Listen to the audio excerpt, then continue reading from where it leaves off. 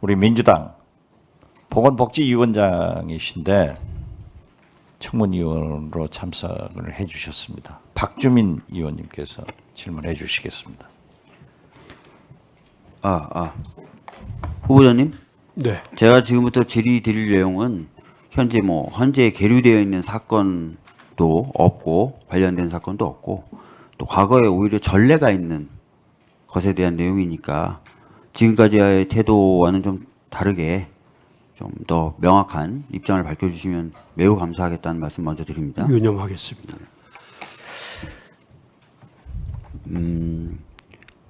지금 내란 관련된 특검법이 발의되어 통과되었고 정부에 이송되어 있고요. 또 소위 저희들이 김건희 특검이라고 얘기하는 것도 발의되어 통과되어 정부에 이송되어 있습니다. 이 부분에 대해서 저희들이 조속한 공포를 주장하고 있는데 일각에서는 위헌성이 있다 이런 주장을 하기도 합니다. 그래서 관련된 질의를 좀 드릴 텐데요.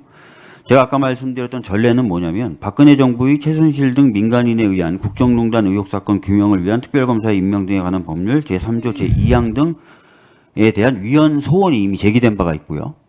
거기에 대해서 2017 헌바 196으로 2019년 2월 28일 날 헌재가 결정을 이미 전원합의부에서 내린 바가 있습니다. 전례는 있고 아까 말씀드렸던 대로 현재 그 두 법에 대한 관련 사건은 헌재에 계류되어 있지 않습니다. 자, 이 2017 헌바 196 사건에서 청구인인 최순실은 관련된 특검법이 위헌이라고 주장하면서 이렇게 주장합니다.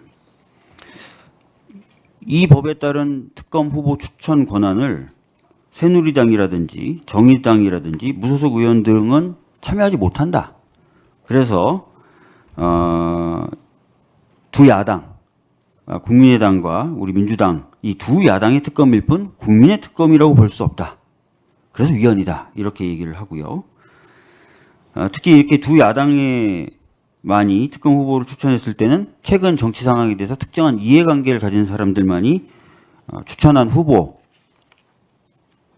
이제 특검이 되기 때문에 문제가 된다라는 취지로 주장을 했습니다. 여기에 대해서 헌재가 조목조목 따지는데요. 먼저 이 법이 제정된 경과에 대해서 헌재가 판단을 합니다. 뭐라고 판단하냐면 박 전 대통령이 국민에게 사과했다. 그리고 수사에 적극 협조하고 그 결과에 따라 자신도 책임을 지겠다는 취지의 대국민 담화를 발표했다. 또 측근들인 대통령실 관련자들이 이미 구속됐다. 이 과정에서 박 전 대통령도 수사 대상으로 떠올랐다. 이런 과정 때문에 이 특검법이 제정됐다라고 얘기를 합니다. 현재 상황하고 제가 봤을 때 매우 비슷합니다. 윤석열 대통령 대국민 사과했고요. 수사 결과에 대해서 자기는 책임지겠다, 회피하지 않겠다라고 얘기했고 이미 국방부 장관 등 측근 등은 구속되어 있습니다. 그리고 본인도 현재 관련자들의 구속영장 등에 보면 내란 수개로 적시되어 있는 상황입니다. 수사 대상으로 떠올랐다는 것이죠. 소환 통보 계속 받고 있습니다. 어떻습니까? 지금 현재 상황하고 이 판결에 적시되어 있는 상황하고 유사하다고 보여지십니까? 그런 면도 있는 것 같습니다. 네, 좋습니다. 자, 이 사건에서 헌재는 또 이렇게 얘기합니다.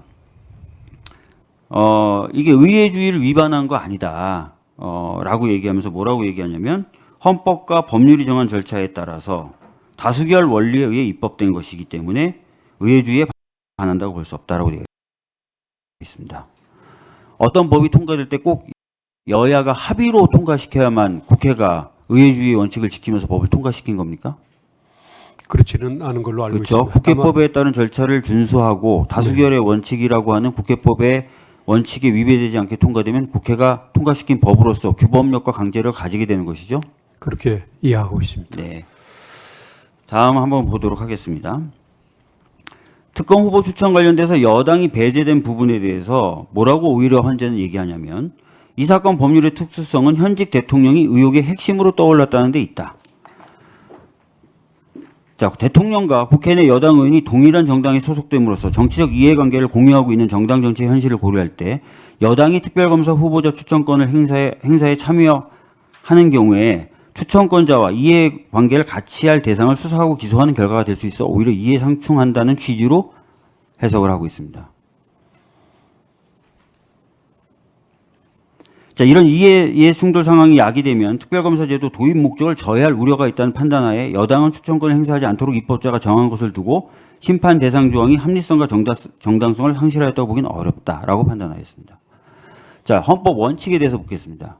이해상충의 의미를 피하기 위해서 저희가 특검을 도입하자라고 주장을 하고 그런 법을 만들 경우에 이 판례에 비춰봤을 때 대통령이나 또는 특히 여당이 추천권을 가지지 못하는 경우 합리성을 잃었다, 위헌이다라고 볼 수 있습니까? 헌재 결정의 취지에 동의하고 있습니다. 동의하시죠? 네. 네.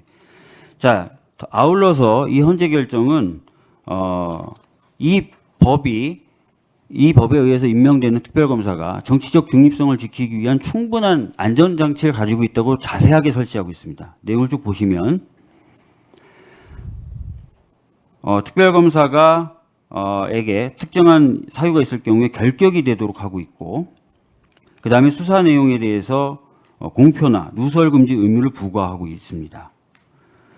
그리고 특별검사가 직무를 벗어난 수사 등을 하는 경우에 수사 대상이 이의 신청을 할 수 있도록 되어 있는 등 여러 가지 또한 안전장치가 덧붙여져 있다라고 추가적으로 설명합니다. 그러면서 아무 문제가 없는 법이다라고 최종 결론 내립니다. 넘겨주시죠.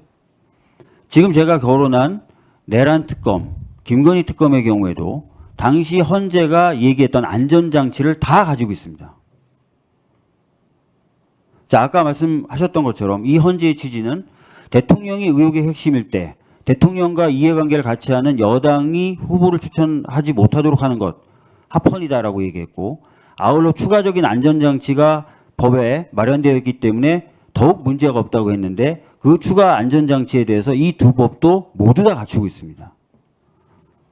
그렇다면 지금 일각에서 제기하고 있는 내란 특검이라든지 김건희 특검의 위헌성 이 판례에 비춰보면 타당하지 않은 것 아닙니까? 현재 이 사건 계류되어 있지 않습니다. 헌법재판소가 제시한 기준 것들에 대해서 전적으로 동의를 하고 있습니다. 또 사건화된다면 그와 같은 기준에 따라서 판단을 할 수 있을 거로 생각을 하고 있습니다. 네, 수고하셨습니다. 박주민 의원께서 좋은 지적을 하시고 우리 후보자께서도 명확한 답변을 해주신 건 우리 국민들이 특히 한덕수 대행이 충분하게 이해했으리라고 믿습니다. 한 가지 헌재에서도 합헌 판결을 했지만은 우리 국회에 관례도 있다는 것을 하나 설명드리겠습니다. 제가 원내대표를 3번 한 사람입니다. 이명박 대통령 내곡동 사저, 즉 아들은 땅을 싸게 사고 경호처는 비싸게 사가지고 특검을 하기로 결정을 했습니다. 이때 여당의 원내대표와 민주당의 원내대표인 제가 협상을 했습니다. 어떻게 대통령을 직접 수사하고 가족을 수사하는데 특검을 당신들이 추천할 수 있느냐? 이건 아니지 않느냐?